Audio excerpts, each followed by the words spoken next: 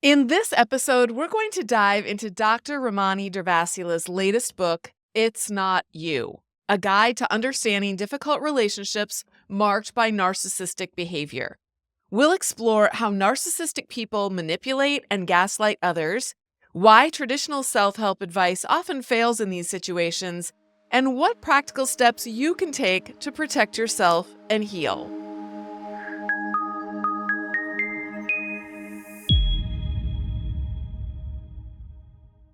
You know that feeling when someone makes you question your own reality? When you're walking on eggshells, constantly doubting yourself, or feeling like nothing you do is ever good enough? Well, Dr. Ramani has a message for you, and it's right there in the title of her new book, It's Not You. I actually had to laugh when I saw that title because, as many of you know, my book for Christian women is called, Is It Me? And while my book focuses specifically on the challenges that we face as Christian women who are married to covertly, emotionally abusive, patriarchal men who deny women their adult rights, Dr. Ramani's book takes a broader look at narcissistic relationships in general.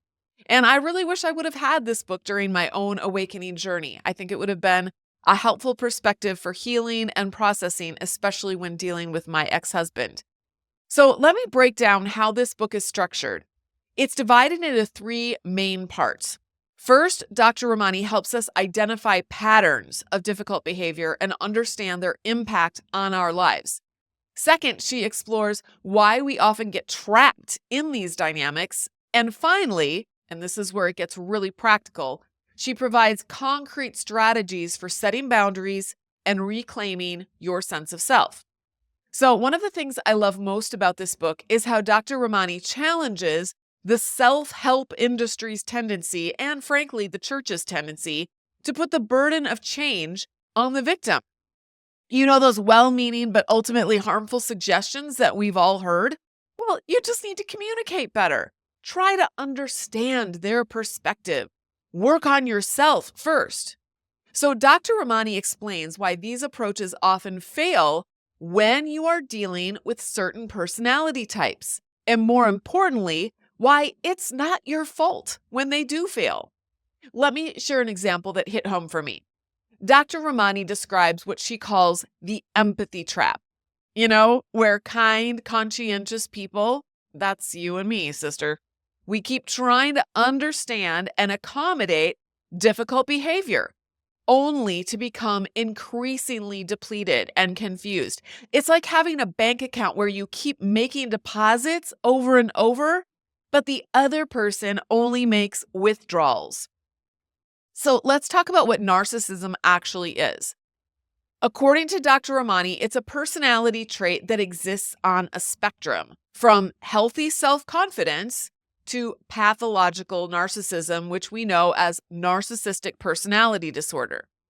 At its core, narcissism involves excessive self-focus, a lack of empathy, and a constant need for admiration. While some level of narcissism is normal and even healthy in moderation, pathological narcissism can be absolutely devastating to relationships and emotional well-being. Let me walk you through the key characteristics of narcissism that Dr. Ramani outlines. First, there's that lack of empathy. These individuals struggle to understand or care about other people's emotions. So conversations with them are drastically one-sided. They will regularly dismiss or invalidate how you're feeling or what your perspective is. Then there's the grandiosity or an entitlement. And not all of them have this in an overt way. Sometimes it can be very covert, but they at a core level believe that they're superior to you and that they deserve special treatment without needing to put any kind of effort to deserve or earn your respect or trust. They also have this constant need for validation and attention. Their self-worth literally depends upon you constantly praising them, and they'll seek admiration from you and others through bragging, social media, excessive storytelling, or if they're more covert, they might not be doing those things overtly, but if you should offer them any criticism or even constructive feedback, that is going to feel like a personal attack to them, and they're going to take it like a personal attack. The manipulative and controlling behavior is another big red flag. They will use gaslighting to distort your reality and make you doubt yourself. They'll play mind games. They'll shift the blame from themselves to you.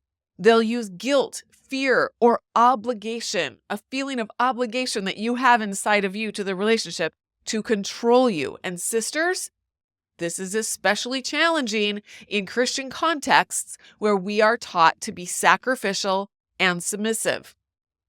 I really think that religious communities actually are petri dishes to grow narcissism within men. They can be incredibly charming and sweet on the surface. That's the superficial charm that Dr. Ramani talks about. But over time, you will start to see the inconsistencies and the lack of depth to their character. Relationships with them often feel transactional.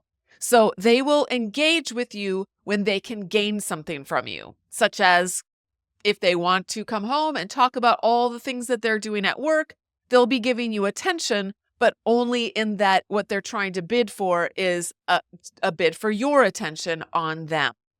Their exploitative behavior is particularly painful. They use people to achieve their own goals, often without any remorse. And relationships are one-sided. They take far more than they give.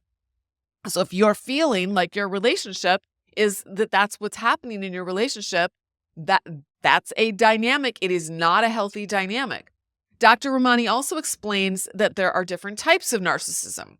There's the grandiose narcissist. That's your typical, in-your-face narcissist who's arrogant and attention-seeking. We kind of see that in television shows or, even in politics, or maybe even in religious circles with religious leaders that are more charismatic and trying to gain a following. But then there's also the vulnerable narcissist. This is more of a covert narcissism. They appear to be insecure and they will often play the victim, but they're still manipulative. Malignant narcissism combines narcissism with aggression and sometimes sociopathy.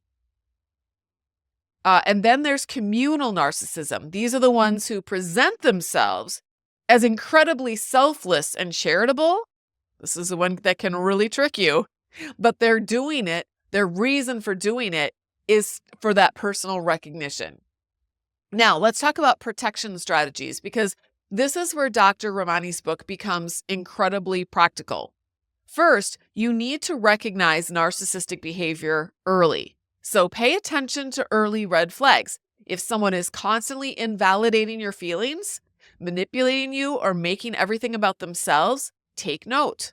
Trust your gut. If you are just notice how you're feeling in your own body. If you might not even be able to tell if there's red flags going on with them, but if your body is feeling drained or confused, I'm sorry, but confusion is a huge one, or anxious around somebody, that is very important information that you want to pay attention to. Also, observe patterns, not the words they say. Oh no. Narcissists often say all the right things, but their actions will tell a different story. Setting strong boundaries is crucial. Learn how to say no without guilt. That's the key. Say no without guilt. If you don't know how to do that, I want you to join my program, Flying Free. Go to joinflyingfree.com to find out how you can be part of a program that will help you to say no without feeling guilty. Now, they might push back, but you want to learn how to hold your ground. Also, I would suggest limiting personal information, because the less they know about your vulnerabilities, the less they can use against you. Oftentimes, we as women just open up and we share everything and we make ourselves very vulnerable. That is information that people like this are taking, and they will use it against you down the road. They'll know what your soft spots are and what they can push in order to manipulate you. Also, reduce emotional engagement. Narcissists love to provoke emotional reactions, whether it's good, positive reactions or negative reactions. They don't care. They just want to see the reaction. So keep your responses neutral and unemotional. If you have a reaction that's really big, you have big emotions, share it with your therapist or your friend. Don't react that way in front of your person if you don't know what's going on quite yet. Dr. Ramani introduces the gray rock method, which I've written about and talked about, and many other people have talked about as well. But if you've never heard of it, it's about emotionally detaching in such a way that you become as uninteresting as a little gray rock on the ground. Nobody notices a gray rock on the ground. You don't want to be a colorful, shiny, beautiful blue agate or red agate. You want to be a boring gray rock. That means keeping your conversations short, factual, and, like I said, boring. Stay calm and neutral. If they try to provoke you, just shrug, nod, or say, okay, without engaging any further. Try not to argue with them. Try not to give them what they're looking for. Here's the crucial part. And this is so important. I cannot say it enough. Don't try to change them. Don't try to change them. You cannot change a narcissist.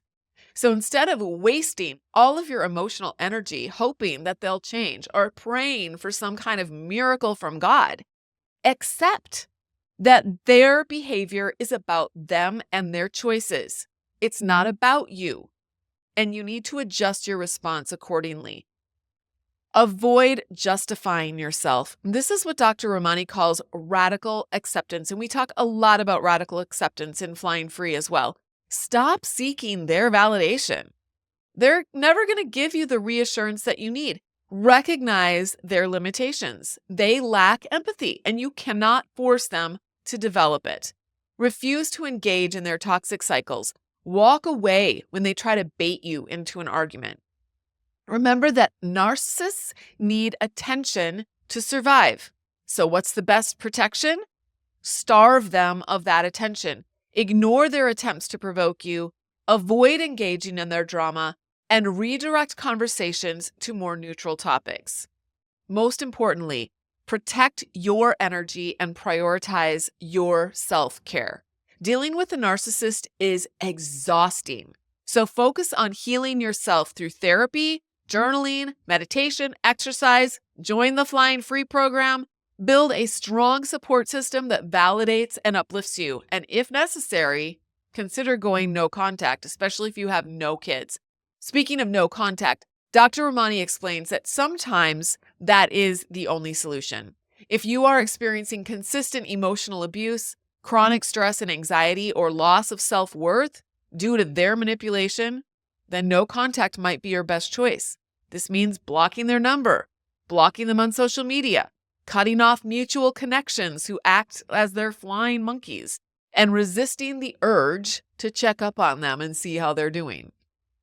Let me leave you with this final thought from Dr. Ramani's book. You are not the problem. You didn't cause their behavior, and you don't deserve their mistreatment.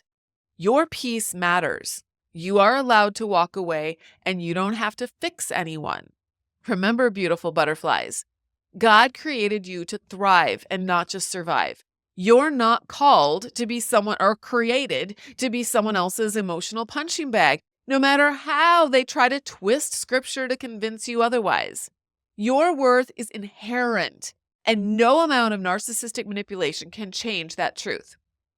As we wrap up, I just want to highlight what I believe is the book's most important message, and that is that healing from difficult relationships like this is not about understanding the other person and their pathology or their, personality disorders. It is about reclaiming your own story and trusting your own experiences. And that is, again, where I can help. I offer a totally affordable daily education and support community for Christian women who are navigating these kinds of relationships. In the Flying Free Kaleidoscope community, you will get courses, workshops, hundreds of coaching sessions organized by topic, Q&As, and a vibrant, active community of hundreds of women just like you in a private online forum. One member wrote, "I don't know how, but after being in this program for just 3 weeks now, I feel known and valued, in ways I had come to believe were not possible. It amazes me how many rich resources you make available and how thoughtfully you do so at the exact right time in a woman's journey. It's like you're here in the house with me and you know just what I need. Worth every penny. I remember having so many more resources when I went from Flying Free Podcast to the Flying Free Sisterhood, like mini snack size to Costco size. So I love that analogy. This podcast is like mini snack sizes of help that I can offer you.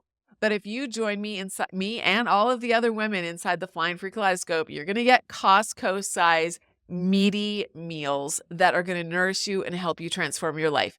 And it's only $29 a month. Head over to joinflyingfree.com for more information and to join me and your other beautiful butterfly sisters today.